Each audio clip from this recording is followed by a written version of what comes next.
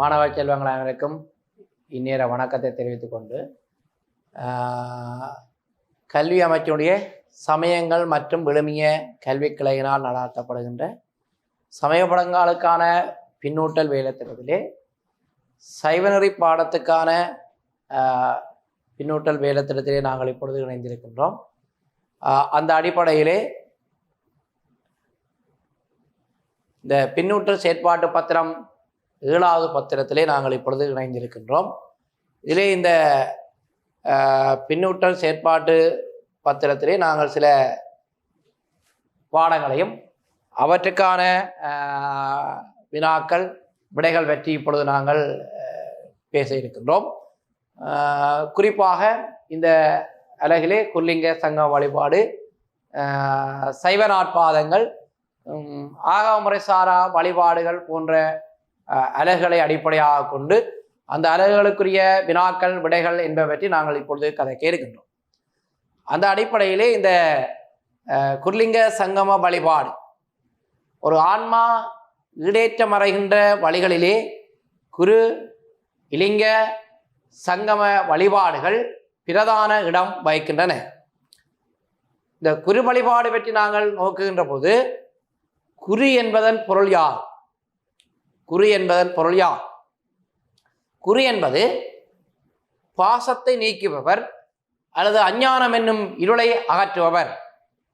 பாசத்தை நீக்கி மெஞ்ஞானத்தை தருபவர் என்றும் குறிப்பிடப்படுகிறது. பாசத்தை நீக்குபவர் அல்லது அஞ்ஞானம் என்னும் இருளை அகற்றுபவர். இந்த குருவானவர் வித்யாகுரு, தீட்சாகுரு, ஞானாகுரு என்ற 3 நிலைகளிலே வைத்து பார்க்கப்படுகின்றார். கல்வியை போதிக்கின்றவரை நாங்கள் வித்யாகுரு என்றும், தீட்சை அளிக்கின்றவரை நாங்கள் தீட்சாகுரு என்றும், ஆன்மாக்களை பரிபக்குவ நிலை அடைகின்ற பொழுது அந்த முத்திநிலைக்கு இட்டுச் செல்பவரை நாங்கள் ஞானாகுரு என்றும் குறிப்பிடுகின்றோம். இந்த குருவை வழிபட்டு இறைவன் குருவடிவன் தாங்கி வந்து ஆன்மாக்களுக்கு அருள் வழங்குகின்றார். குருவடிவிலே நின்று ஈடேற்றமடைய செய்கின்ற ஒரு நிலப்பாடு இருக்கின்றது. இந்த குருவை வழிபட்டு ஈடேற்றமடைந்த அல்ல முத்தியடைந்த சமய நாயன்மார்கள் இருக்கின்றார்கள். அந்த அடிப்படையிலே திருமூல நாயனார், மங்கையக்கரசியார், குலச்சிறியார், அப்பூதியடிகள் போன்ற நாயன்மார்கள் குரு வழிபாட்டின் மூலம் நின்று ஈடேற்றமடைந்த நாயன்மார்களாக குறிப்பிடப்படுகின்றார்கள். பெரும்பாலும் இறைவன் குருவடிவிலே வந்து அருள் வழங்குகின்ற தன்மையை நாங்கள் பார்க்கின்றோம். மாணிக்கவாச சுவாமிகளுக்கு திருப்பெருந்துறையிலே குருந்தமர நிழலிலே இறைவன் குருவடிவாக வந்து அருள் வழங்கின செய்தியை நாங்கள் சமயக்குறவர்கள் என்ற பாடத்திலே கற்றிருக்கின்றோம். பார்வையன மாக்களை பின்பற்றி புடித்தற்காம் போர்வையன காணார் புவி. அதாவது பழக்கப்பட்ட மிருகங்களை கொண்டு பழக்கப்படாத காட்டிலே இருக்கின்ற மிருகங்களை பிடிப்பதை போல இறைவன் பழக்கப்பட்ட மனித வடிவம் தாங்கி வந்து குருவடிவம் எடுத்து ஆன்மாக்களுக்கு அருள் வழங்குகின்ற செய்தியை நாங்கள் பார்க்கக்கூடிய இருக்கின்றது. அந்த வகையிலே இந்த குரு வழிபாடு எங்களுடைய இந்து சமய மரபிலே முக்கியத்துவம் பெற்றதாக இருக்கின்றது. குருவுக்கு மதிப்பளிக்கின்ற தன்மைகளை நாங்கள் பார்க்கின்றோம். இந்த குருவுக்கு மதிப்பளிக்கின்ற பொழுது நாங்கள் குருபூசை தினமொன்று ஒன்றை நாங்கள் இந்த சமய பெரியார்கள், சமய குறவர்கள், நாயன்மார்கள் இவர்களுடைய குருபூசை தினங்களை நாங்கள் செய்வதை காணக்கூடியதாக இருக்கின்றது. இவ்வாறு குரு வழிபாடுடைய மகத்துவம் இங்கே குறிப்பிடப்படுவதை காணக்கூடியதாக இருக்கின்றது. அடுத்தது சிவலிங்கத்துடைய வகைகள். இலிங்க வழிபாட்டின் மூலமும் ஒரு ஆன்மா முத்தி இன்பத்தை அல்லது ஈடேற்றத்தினை பெற்றுக்கொள்ளலாம் என எங்களுடைய சைவ சமயம் குறிப்பிடுகின்றது. இந்த லிங்கமானது சிவனுடைய அடையாளமாக காணப்படுகின்றது. அந்த லிங்கம் வந்து 2 பகுதிகளை கொண்டது. ஆவுடையார் என்று சொல்லியும் அந்த லிங்கத்துடைய பகுதியும் காணப்படுகின்றது. இந்த ஆவுடையார் வந்து சக்தியையும் அந்த லிங்கத்துடைய பகுதி சிவனையும் குறித்து நிற்பதாக சொல்லப்படுகின்றது. இந்த சிவலிங்கத்துடைய வகைகள் 3வது வினாவாக எங்களுக்கு தரப்பட்டிருக்கின்றது. சிவலிங்கத்துடைய வகைகளை தருக. இந்த சிவலிங்கம் பரார்த்த லிங்கம், ஆன்மார்த்த லிங்கம் என்ற 2 வகையை கொண்டிருப்பதாக காணக்கூடியதாக இருக்கிறது. இந்த பரார்த்த லிங்கத்தினை தாவர லிங்கம் என்றும் குறிப்பிடுகின்ற மரபு இருக்கின்றது. ஆகவே லிங்கம் 2 வகைப்படுகின்றது. ஒன்று பரார்த்த லிங்கம், இன்னொன்று ஆன்மார்த்த லிங்கம். பரார்த்த லிங்கம் தாவர லிங்கம் என்று அழைக்கப்படுகின்ற தன்மையை நாங்கள் காணக்கூடியதாக இருக்கின்றது. அடுத்தது 4வது வினாவாக இங்கே சனிகலிங்கம் செய்வதற்கு பயன்படுத்துகின்ற பொருட்கள் அவை. சனிகலிங்கம் என்பது பூசித்தவுடன் கைவிடப்படுகின்ற ஒரு லிங்கமாக காணப்படுகின்றது. ஆன்மாக்கள் இலிங்கத்தை உடனடியாக உருவாக்கி அந்த லிங்க வழிபாட்டு செய்து அந்த லிங்கத்தை நதிநீரிலே கரைத்து விடுகின்ற தன்மை காணப்படுகின்றது. அந்த அடிப்படையிலே இந்த சனிகலிங்கம் செய்வதற்கு பல்வேறுபட்ட பொருட்கள் பயன்படுத்தப்படுகின்றன. குறிப்பாக மண், அரிசி, அன்னம், ஆற்று மணல், கோமயம், வெண்ணெய், உருத்திராக்கம், சந்தனம், சர்க்கரை, மா போன்ற பல்வேறுபட்ட பொருட்களிலே இந்த சனிகலிங்கத்தை பிடித்து வழிபாடு மேற்கொண்ட பின்னர் அந்த சனிகலிங்கத்தை நதிநீரிலே கரைத்து விடுகின்ற தன்மை காணப்படும். உங்களுக்கு வினாவப்படலாம், பூசித்தவுடன் கைவிடப்படுகின்ற இலிங்கம் எது? அவ்வாறு வினாவப்படுகின்ற பொழுது அதை நீங்கள் சனிகலிங்கம் என குறிப்பிடப்பட வேண்டும். இந்த இலிங்க வழிபாட்டின் மூலம் பல்வேறுபட்ட நாயன்மார்கள் முத்தியடைந்திருக்கிறார். குறிப்பாக கண்ணப்ப நாயனால் இலிங்க வழிபாட்டில் நின்று முத்தியடைந்திருக்கிற தன்மையை நாங்கள் பார்க்கிறோம். 6 நாளிலே பரமதி அடைந்த நாயனாராக கண்ணப்ப நாயனார் குறிப்பிடப்படுகின்றார்.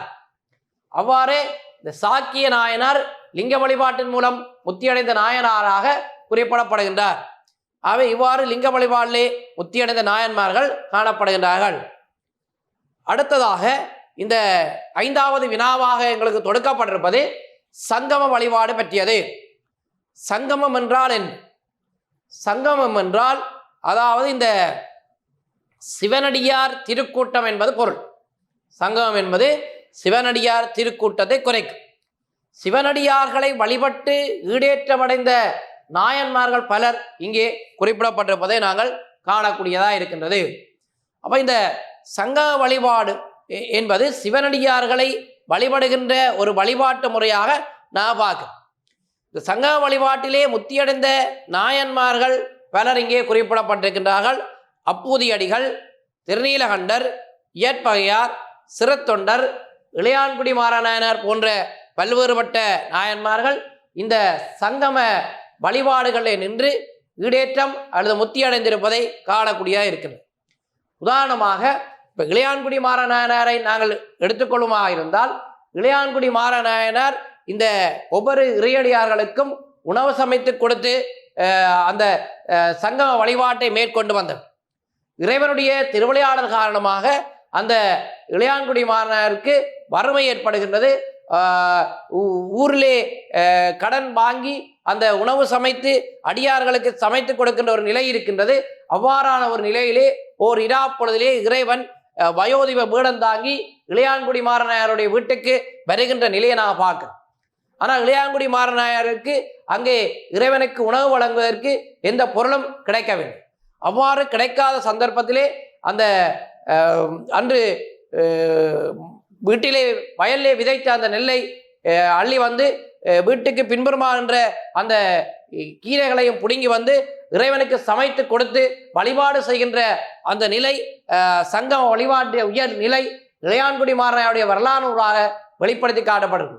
இவ்வாறு ஏனைய நாயன்மார்களும் இந்த சங்கம வழிபாட்டிலே நின்று இறைவதம் அல்லது ஈடேற்றம் அடைந்திருக்கின்ற தன்மையை அல்லது நிலைப்பாட்டை நாங்கள் அவதானிக்கக்கூடியதாக இருக்கின்றது.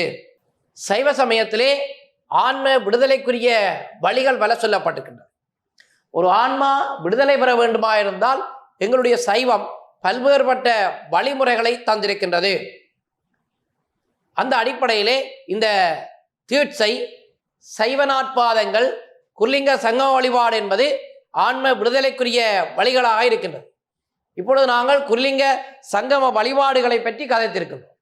இந்த குர்லிங்க சங்கம வழிபாட்டுக்கு பின்னர் ஒரு ஆன்மா விடுதலையை அல்லது முத்தியை அல்லது மோட்சத்தினை அடைந்து கொள்வதற்கு ஒரு இந்துக்களுடைய இறுதி லட்சியம் என்று குறிப்பிடப்படுவது ஆன்ம விடுதலை அல்லது மோட்சம் அல்லது முத்தி அடைதல். ஆகவே இந்த ஆன்ம விடுதலையாகிய முத்தி இன்பத்தை அடைந்து கொள்வதற்கு தீட்சை என்று சொல்லப்படுகின்ற ஒரு சடங்கு முக்கியமானதாக காணப்படுகின்றது. தீட்சை என்றால் என்ன? எங்களுக்கு வழங்கப்பட்டிருக்கின்ற 8வது வினா, தீட்சை என்றால் என்ன? தீட்சை என்பது தீ என்பது கொடுத்தலையும் சா என்பது கெடுத்தலையும் குறிக்கின்றது.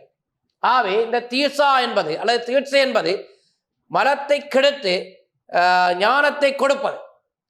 மலம் என்று சொல்லப்படுவது ஆணவம், கன்மம், மாயை என்று சொல்லப்படுகின்ற அந்த மும்பலங்களையும் கெடுத்து ஆன்மாக்களுக்கு ஞானத்தை கொடுப்பதாக இந்த தீட்சை அமைந்திருக்கின்றது.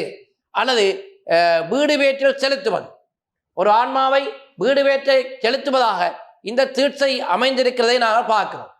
ஆகவே இது ஆணவம், கன்மம், மாயை என்று சொல்லப்படுகின்ற மும்மலங்களையும் கெடுத்து ஞானத்தை கொடுப்பதாக அந்த தீட்சை அமைய வேண்டும். மாறாக நீங்கள் இதுக்கு விடையளிக்கின்ற பொழுது முதல்ல ஞானத்தை கொடுத்து பின்னர் மலத்தை கெடுப்பது என்று விடையளிக்க கூடாது. ஏன்ற ஒரு ஆன்மாவுக்கு பாசங்கள் அல்லது மலங்கள் கெடுக்கப்படுகின்ற பொழுது அல்லது இல்லாமல் செய்யப்படுகின்ற பொழுதுதான் ஞானம் கிடைக்கும். ஆகவே பாசத்தை கெடுத்து ஞானத்தை கொடுப்பது தீட்சை என்று குறிப்பிடப்படுகின்றது. அல்லது வீடு வேற்றல் செலுத்துவது தீட்சை என்று சொல்லப்படுகின்றது. இனி நாங்கள் இந்த 9வது வினாவாக எங்களுக்கு தரப்பட்டிருப்பது தீட்சை எத்தனை வகைப்படும், அவை எவை? இந்த சமயத்திலே 3 வகையான தீட்சைகள் குறிப்பிடப்பட்டிருக்கின்றது. ஒன்று சமய தீட்சை, இன்னொன்று விசேட தீட்சை, 3வது நிர்வாண தீட்சை. ஆகவே சமய தீட்சை, விசேட தீட்சை, நிர்வாண தீட்சை என்று சொல்லப்படுகின்ற 3 வகையான தீட்சை முறைகள் எங்களை இந்து மதத்திலே வழங்கப்பட்டிருக்கிறதை நாங்கள் காண முடிகின்றது. இனி நாங்கள் இந்த சமய தீட்சை, விசேட தீட்சை, நிர்வாண தீட்சை என்று சொல்லப்படுகின்ற 3 வகையான தீட்சைகளிலே சமய தீட்சை என்பது இந்து ஒருவன் முதல் பெற்றுக்கொள்ளப்படுகின்ற தீட்சையாகும். ஒருவனுக்கு சைவ சமய என்கின்ற தகுதியை வழங்குகின்ற தீட்சையாக இந்த சமய தீட்சை அமைந்து விடுகின்றது. அதே போல விசேட தீட்சை என்பது சிவபுத்திரன் என்று சொல்லப்படுகின்ற தகுதியை ஒருவனுக்கு வழங்குகின்ற தீட்சையாக அந்த விசேட தீட்சை காணப்படுகின்றது. அந்த சிவபுத்திரன் என்று சொல்லப்படுகின்ற தகுதியை வழங்குகின்ற அந்த விசேட தீட்சையை பெறுகின்ற ஒருவன் சிவலிங்கத்தை வீட்டிலே செய்து, வீட்டிலே வைத்து ஸ்தாபித்து பூசித்து வழிபடுவதற்கான, சிவலிங்கத்தை பூசித்து வழிபடுவதற்கான தகுதியை வழங்குகின்ற தீட்சையாக அத்தீட்சை அமைந்து காணப்படுகின்றது. அதே வேளையில் சமய தீட்சையை பெற்று அதை பெற்ற பின்னர் ஒருவன் விசேட தீட்சையை பெற்றுக்கொள்ளப்பட வேண்டும். விசேட தீட்சையை பெற்ற பின்னர் அவன் நிர்வாண தீட்சையை பெற்றுக்கொள்ளப்பட வேண்டும். நிர்வாண தீட்சை என்பது, நிர்வாணம் என்பது மோட்சத்தை அல்லது முத்தி நிலையை குறிக்கின்றது. ஆகவே சமய தீட்சை பெற்று விசேட தீட்சை பெற்ற ஒருவன் நிர்வாண தீட்சை பெறுகின்ற பொழுது அவன் மோட்ச நிலையை அல்லது முத்தி நிலையை எய்துகின்றான் என்று குறிப்பிடப்படுகின்றது. அடுத்ததாக நாங்கள் இந்த 11வது வினாவுக்கு செல்கின்றோம். இந்த 11வது வினாவிலே ஒரு ஆன்மா முத்தியினை அல்லது ஈடேற்றத்தினை பெற்றுக்கொள்வதற்கு சிறந்த வழியாக சைவ சித்தாந்தம் குறிப்பிடுகின்றது இந்த சைவ நாட்பாதங்கள் என்று சொல்லப்படுகின்ற வழி. அப்ப இந்த சைவ நாட்பாதங்கள் என்று சொல்லப்படுகின்ற வழி பற்றி நாங்கள் பார்க்கின்ற பொழுது சரியை, கிரியை, யோகம், ஞானம் என்று சொல்லப்படுகின்ற இந்த 4 நெறிகளிலே நின்று ஒரு ஆன்மா வீடு வேறு அல்லது ஈடேற்றத்தினை அடையலாம். இதனுடைய சிறப்பை சரியை என அறிவியாமல் ஞானம் கிடைத்த பொருட்டு என்று சொல்லி திருமந்திரமும் சரியகிரிய யோக ஞானம் என்று சொல்லப்படுகின்ற அந்த நாட்பாதங்களை திருமந்தம் அவ்வாறு சிறப்பித்துக்கணும் நான் பார்க்கலாம். விரும்பும் சரியை முதல் மெஞ்ஞானம் 4 அரும்பு மலர் காய் கனி போலன்றோ பராபரமே என்று தாய்மானவர் பாடிக்கிறார். ஆகவே சரியை, கிரியை, யோகம், ஞானம் என்று சொல்லப்படுற இந்த நாட்பாதங்களும் அரும்பு, மலர், காய், கனி என்பவற்றுக்கு ஒப்பிடப்பட்டிருப்பதை நாங்கள் காணக்கூடியதாக இருக்கின்றது. ஆகவே இந்த சரியை நெறியை இந்த சரியை, கிரியை, யோகம், ஞானம் என்று சொல்லப்படுற சைவ நாட்பாதங்கள் அவற்றை கடைப்பிடிக்கின்ற மார்க்கங்கள், அவற்றை கடைப்பிடித்தால் எவ்வாறான முத்திநிலைகள் எல்லாம் கிடைக்கும் என்பதை நாங்கள் இந்த சைவ நாயன்மார்களையும் கற்றிருக்கிறோம். குறிப்பாக இந்த சரியை நெறி என்பது. சரியை நெறி என்பது தாச மார்க்கம் என்று சொல்லப்படுகின்ற மார்க்கத்திலே நின்று கடைபிடிக்க வேண்டியது. தாச மார்க்கம் என்பது ஆண்டான் அடிமை நெறி என்று சொல்லப்படுகிறது. அதாவது இறைவனை ஆண்டவனாகவும் தன்னை அடிமையாகவும் பாவனை செய்து வழிபடுகின்ற ஒரு வழிபாட்டு மார்க்கமாக இந்த தாச மார்க்கம் இருக்கின்றது. இந்த தாச மார்க்கத்திலே நிற்கின்றவர்கள், அதாவது இந்த ஆலயத்திலே சரியை தொண்டுகளை செய்து வழிபட வேண்டும். ஆலயத்தை கூட்டுதல், கழுவுதல், மெழுகுதல், நந்தவனம் அமைத்தல், பூமாலை கட்டி கொடுத்தல், பாத்திரங்களை விளக்குதல், இவ்வாறு பல்வேறுபட்ட தொண்டுகள் இந்த சரிகை நெறியிலே சரிகை வழிபாடுகளிலே சொல்லப்பட்டிருக்கின்றது. இந்த சரிகை இவ்வாறு இந்த சரிகை வழிபாடுகளில் நின்றார் இந்த தாச மார்க்கத்திலே நிற்கின்ற ஒருவர் அவருக்கு எவ்வாறான இந்த முத்தி கிடைக்கும்? அவர் சாலோக முத்தியை பெற்றுக்கொள்வார். சாலோகம் என்று சொல்லப்படுற முத்தி அவருக்கு கிடைக்கின்றது. அவர் சாலோக முத்தியை அடைந்தவர்கள சிறந்தவராக நாங்கள் திருநாவுக்கரசு நாயனாரை பார்க்கிறோம். இந்த சரியை நெறி பற்றி பல்வேறுபட்ட பாடல்களிலே சொல்லப்பட்டிருக்கின்றது.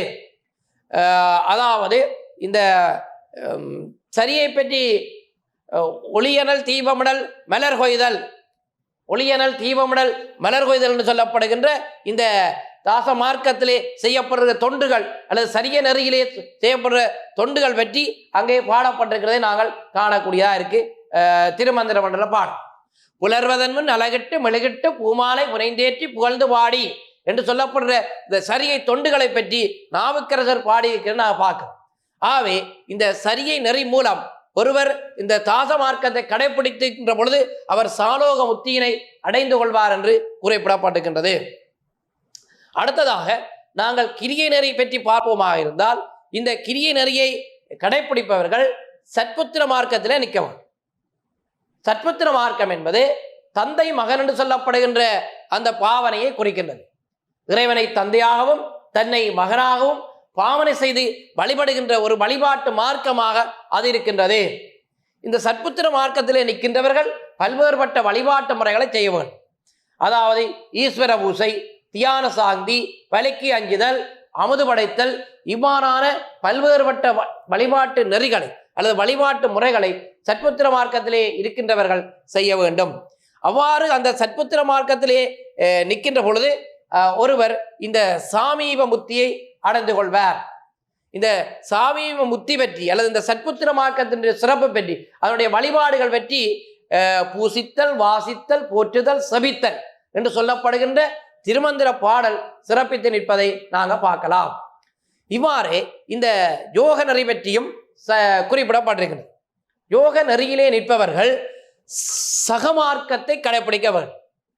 சகமார்க்கம் என்பது தோழமை உறவை குறிக்கின்றது.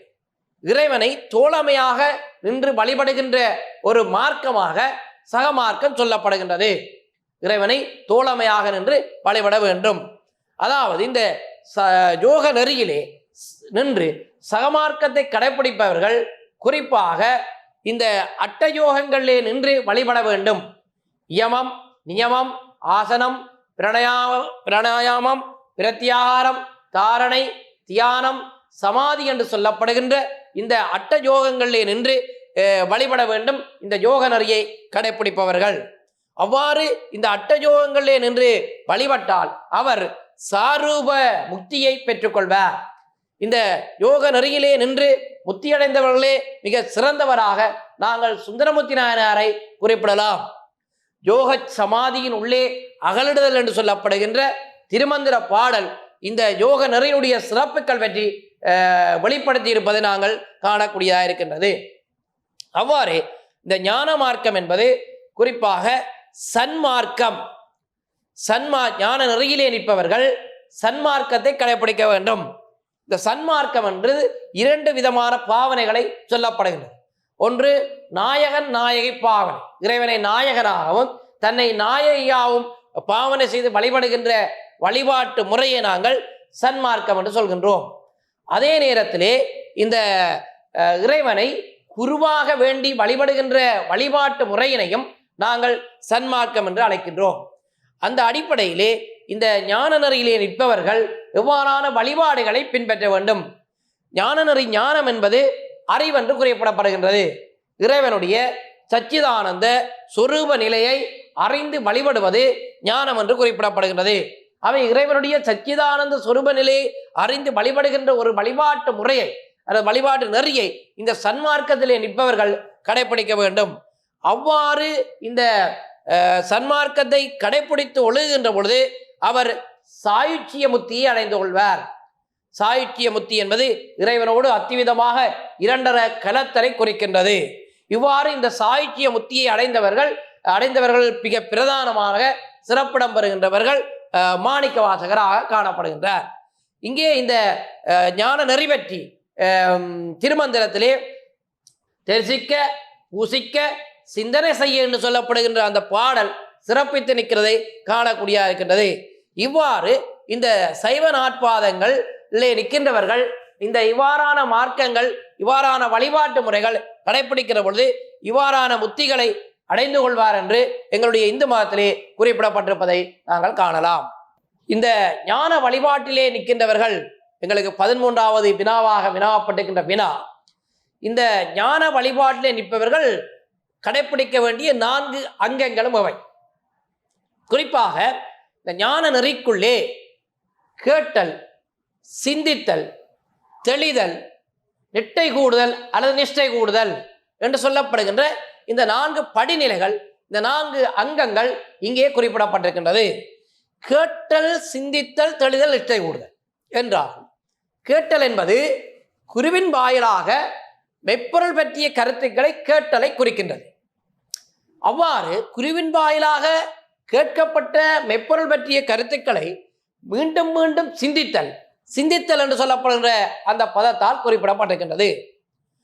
குருவின் வாயிலாக மெய்ப்பொருள் பற்றிய கருத்துக்களை கேட்டு சிந்திக்குகின்ற பொழுது ஏற்படுகின்ற தெளிவு நிலை தெளிதலா. அவ்வாறு கேட்டு சிந்தித்து தெளிவடைகின்ற பொழுது ஆன்மாக்கள் ஒரு நிஷ்டை கூடுகின்ற நிலையை அடைவார். ஓட்டையும் செம்பொன்னையும் ஒக்கவே நோக்கினார். குறிப்பாக நாங்கள் திருநாவுக்கரசனுடைய வரலாறுலேயே அதை பார்த்திருக்கின்றோம். அவர் அந்த உளவாரத்தொண்டு செய்கிற பொழுது அந்த ஓடுகளையும் செம்பொன்னையும் ஒன்றாக எடுத்துக்கொண்டே குளத்திலே எறிகின்ற அந்த தன்மையை நாங்கள் பார்க்கிறோம். ஆகவே இந்த கேட்டல், சிந்தித்தல், தெளிதல், நிஷ்டை கூடுதல் என்று சொல்லப்படுற அந்த படிநிலை, நிஷ்டை கூடுதல் என்ற படிநிலைக்கு வருகின்ற பொழுது இவ்வாறான ஒரு பக்குவ நிலை ஆன்மாவுக்கு ஏற்படுகின்றதை நாங்கள் பார்க்கக்கூடிய இருக்கின்றது. இங்கே நாங்கள் பார்க்கின்றோம் இந்த எங்களுக்கு 14வது வினாவாக வினவப்பட்டிருக்கின்றது பதமுத்தி பரமுத்தி பெற்ற நாயன்மார்களை குறிப்பிடுங்க. முதல்ல இந்த பதமுத்தி பரமுத்தி என்றால் என்ன? அதாவது நாங்கள் ஏற்கனவே இந்த சைவ நாட்பாதங்களிலே நின்று வழிபடுகிறவர்கள் சாலோகம், சாமீபம், சாரூபம், சாயுச்சியம் என்று சொல்லப்படுகின்ற இந்த 4 விதமான இந்த முத்திகளை அடைவர் என்று சொல்லப்பட்டிருக்கின்றது. அதிலே இந்த பதமுத்தி என்பதற்குள்ளே சாலோகம், சாமீபம், சாரூபம் என்று சொல்லப்படுகின்ற அந்த 3 விடயங்களும் பதமுத்திக்கே வருகின்றது. அவை பதமுத்தியை அடைந்தவர்கள் பார்க்கின்ற பொழுது சம்பந்தர், அப்பர், சுந்தரர் ஆகிய இந்த சமயக்குறவர்கள் இந்த பதமுத்தியை அடைந்தவர்களாக காணப்படும். பரமுத்தி என்பது சாயுச்சியம் என்று சொல்லப்படுகின்ற அந்த முத்தி இந்த பரமுத்திக்குள்ளே உள்ளடங்கிறதை நான் பார்க்கிறோம். அவை இந்த பரமுத்திக்குள்ளே பரமுத்தியை அடைந்தவராக மாணிக்க வாசக சுவாமிகளை நான் பார்க்கிறோம். ஆகவே இந்த முத்தி பதமுத்தி பரமுத்தி என்று சொல்லி 2ஆக பிரிகின்ற நிலையை நான் பார்க்கிறோம். அந்த பதமுத்தி பரமுத்தியை அடைந்தவர்கள் யார் என்று சொல்லப்பட்டிருக்கின்றது. இவ்வாறு இந்த சைவ நாட்பாதங்களிலே இந்த முத்தி நிலை இவ்வாறு வெளிப்படுத்தி காட்டப்பட்டிருக்கின்றது. இனி நாங்கள் இந்த அடுத்த விடயமாக இந்த 15வது வினாவாக எங்களுக்கு சொல்லப்பட்டிருக்கின்றது ஆகம முறைசாரா வழிபாட்டை வேறு எவ்வாறு அழைப்பார். இந்து மத மரபிலே 2 விதமான வழிபாட்டு முறைகள் சொல்லப்பட்டிருக்கின்றன. ஒன்று ஆகம முறை சார்ந்த வழிபாடு, இன்னொன்று ஆகம முறை சாராத வழிபாடு. ஆகம முறை சார்ந்த வழிபாடு என்றால் என்ன, ஆகமுறை சாராத வழிபாடு என்றால் என்ன என்று நாளையே பார்க்க வேண்டி இருக்கின்றது. ஆகமுறை சார்ந்த வழிபாடு என்பது அதாவது இந்த ஆகம வரவிலே ஆகம விதிகளுக்கமைய ஆலயம் அமைத்து அங்கே விக்கிரகங்களை பிரதிஷ்டை செய்து அந்தணர்களை அடிப்படையாக கொண்டு அங்கே மேற்கொள்ளப்படுகின்ற வழிபாட்டு முறையை நாங்கள் ஆகமுறை சார்ந்த வழிபாடு என்று சொல்கின்றோம். ஆகமுறை சாராத வழிபாடு என்று சொல்லப்படுகின்ற பொழுது இந்த கிராமப்புறங்களிலே சிறு சிறு ஆலயங்கள் அமைத்து அங்கே இந்த பரம்பரையாக வருகின்ற பூஜாரிமார்களை அடிப்படையாக கொண்டு சடங்குகளை அடிப்படையாக கொண்டு மேற்கொள்கின்ற வழிபாட்டு முறையை நாங்கள் ஆகமுறை சாராத வழிபாட்டு முறை என்று சொல்றோம். ஆகமுறை சார்ந்த வழிபாட்டிலே கிரியைகள் முதன்மை பெறுவதைப் போல ஆகமுறை சாராத வழிபாட்டிலே சடங்குகள் முதன்மை பெறுவதை நாங்கள் பார்க்கக்கூடியதாக இருக்கின்றது. அவை அங்கே சடங்கு கிரியை என்ற நிலைப்பாட்டிலே நாங்கள் வேறுபடுத்தி கொள்ளலாம்.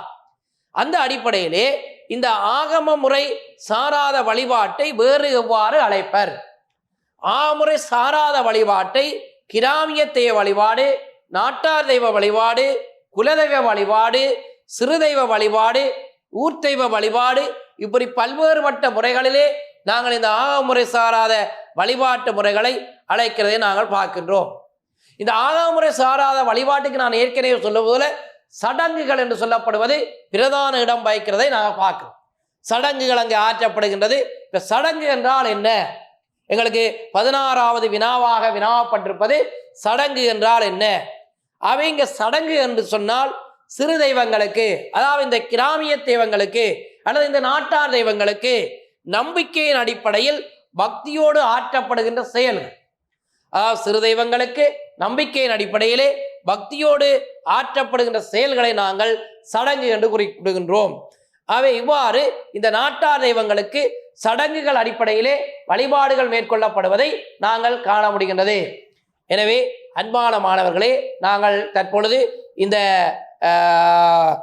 7வது வினாப்பத்திரத்திலே குறிப்பாக உங்களுக்கு இந்த குருலிங்க சங்க வழிபாடு, சைவ நாட்பாதங்கள் என்று சொல்லப்படுகின்ற வழிபாடுகளோடு ஆகமுறை சாரா வழிபாடுகளையும் நான் இப்பொழுது ஆரம்பித்திருக்கேன். அவற்றுக்குரிய வினாக்களுக்கும் விடைகளையும் நாங்கள் இப்பொழுது பார்த்திருக்கின்றோம்.